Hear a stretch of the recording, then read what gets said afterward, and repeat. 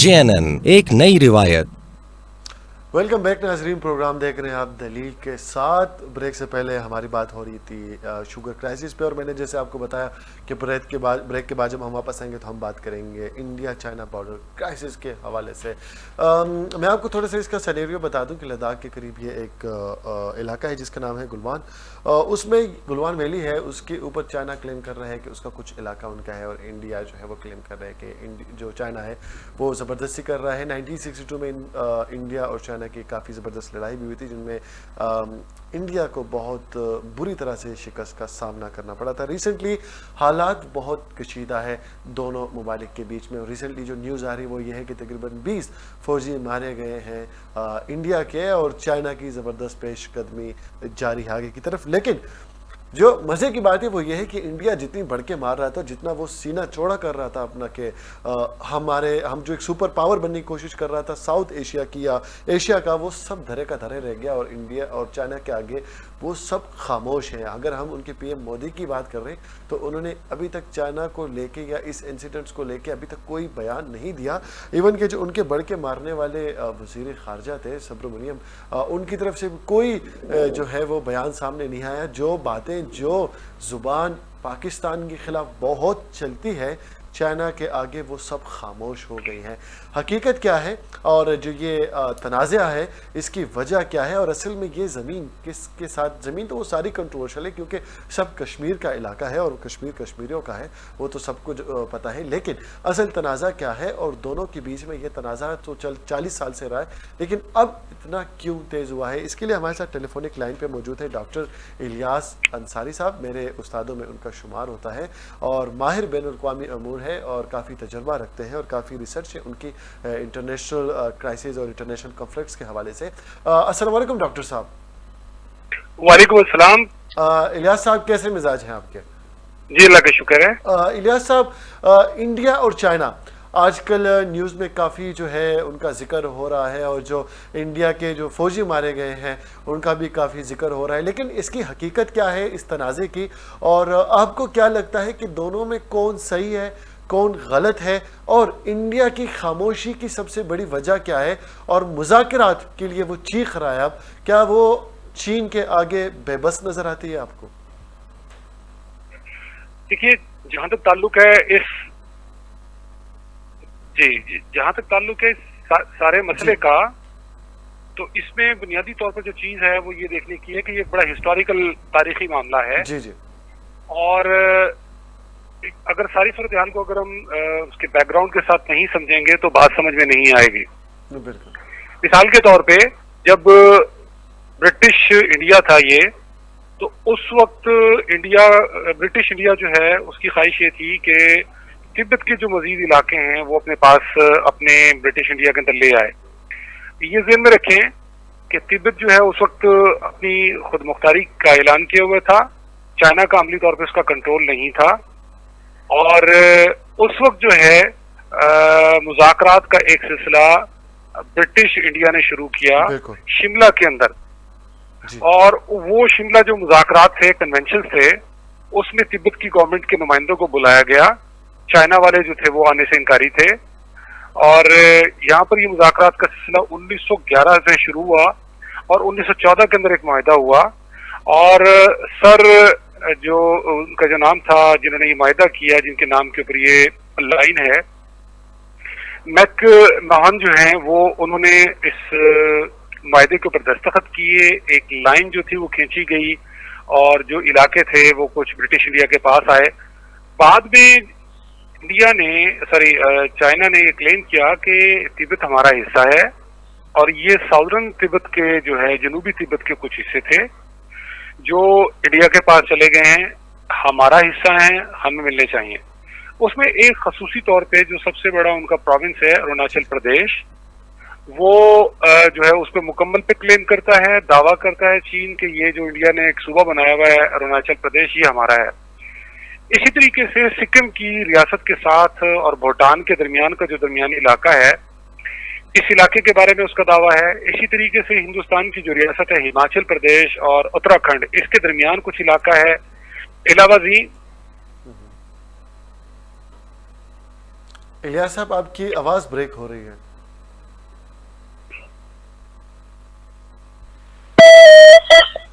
جی الیاس صاحب سے ہمارا رابطہ تھوڑا سا منسوخ ہے ٹیکنیکل پرابلمس کی وجہ سے.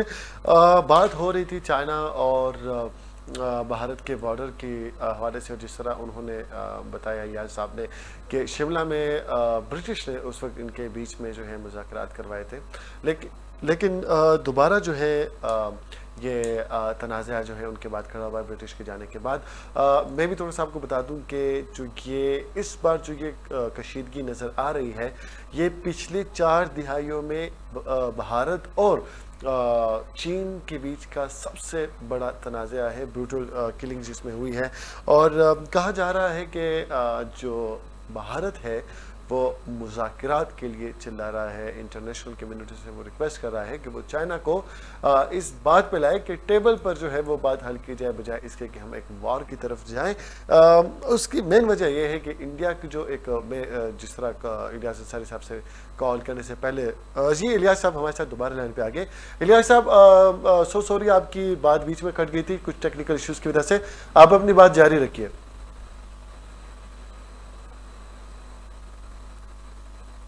الیاس صاحب, ہیلو, جی الیاس صاحب آپ کو میری آواز آ رہی ہے؟ ہاں جی میں آپ کی آواز سن رہا ہوں. جی الیاس صاحب آپ اپنی بات جاری رکھیں, آپ ہمیں بتا رہے تھے ان کے تنازع کے بارے میں, بیچ میں بات کی تھی, آپ کنٹینیو رکھیں سر. جی میں اس کا تاریخی پس منظر بتا رہا تھا. جی بالکل, کہ اس طریقے سے جو ہے یہ پرانا تنازع ہے, بالکل, اور یہ کن کن جگہوں پر یہ مسئلہ ہے. اس کے اندر جو ایک اور اہم حصہ ہے وہ لداخ کا علاقہ ہے. بالکل, لداخ جو ہے وہ علاقہ ہے جو مقبوضہ کشمیر کا حصہ تھا, جس کو مودی نے اپنے پلاننگ کے بل پیش کر کے, بل پاس کر کے اپنے اس میں خاتے میں شامل کرنے کی کوشش کی ہے. اور آپ کو نہیں لگتا الیاس صاحب کہ اس کے بعد سے جب سے لداخ کو انہوں نے اپنے وہ دائرے میں شامل کرنے کی کوشش, اس کے بعد سے چائنا زیادہ ایکٹیو نظر آ رہا ہے؟ جی بالکل ایسا ہے, لیکن اگر ہم غور کریں تو یہ ماضی میں بھی ان کے درمیان تناؤ رہ چکا ہے. مثال کے طور پہ 1962 میں چین کا جو ہے چین کی لڑائی ہو چکی ہے انڈیا کے ساتھ, انہوں نے پورے اروناچل پردیش پہ قبضہ بھی کر لیا تھا. اسی طریقے سے آکسائی چین کا علاقہ جو ہے وہ انہوں نے کشمیر کے علاقے سے لے لیا تھا.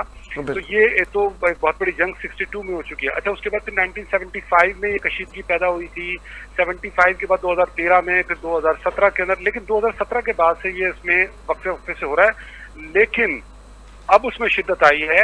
اور اس وقت تک 2017 سے لے کے اب تک 3500 مربع کلومیٹر مجموعی طور پر چین نے جو ہے وہ لے لیا ہے علاقہ انڈیا سے, جو پہلے انڈیا کے کنٹرول میں تھا.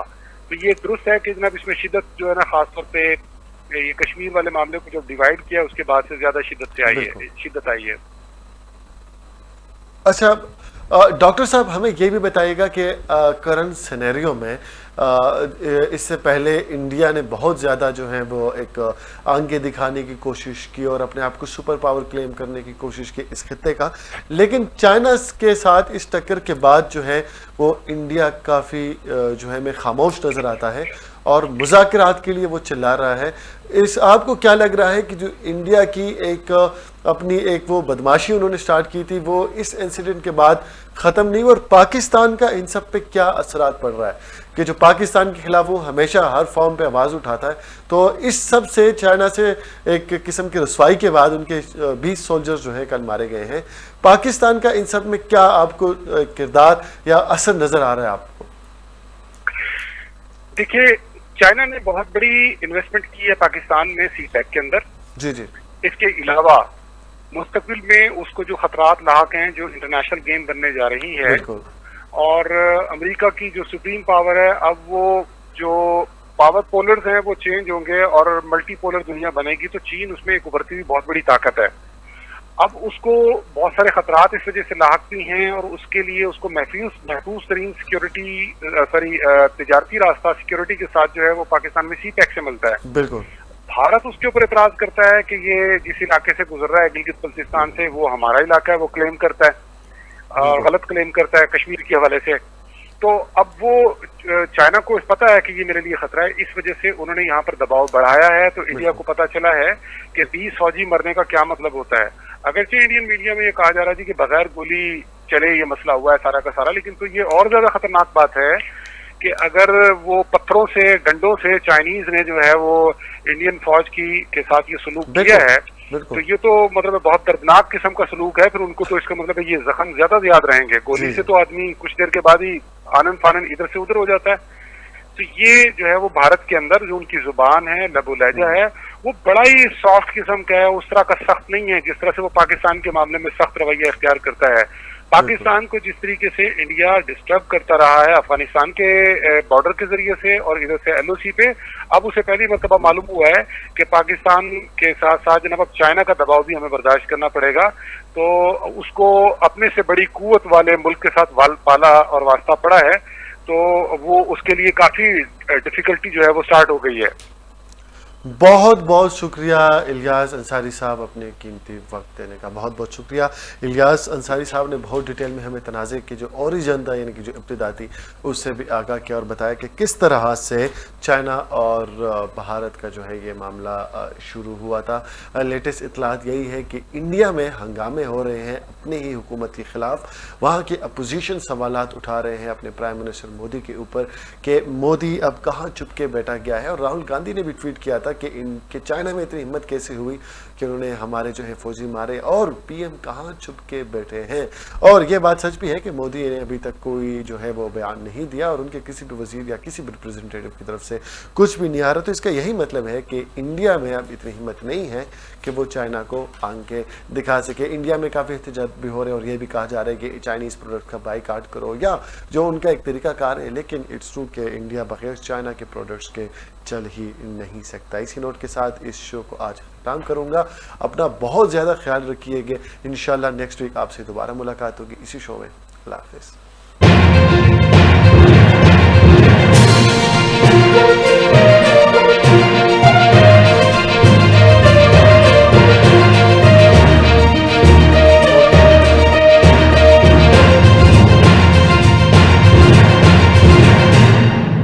JNN ایک نئی روایت.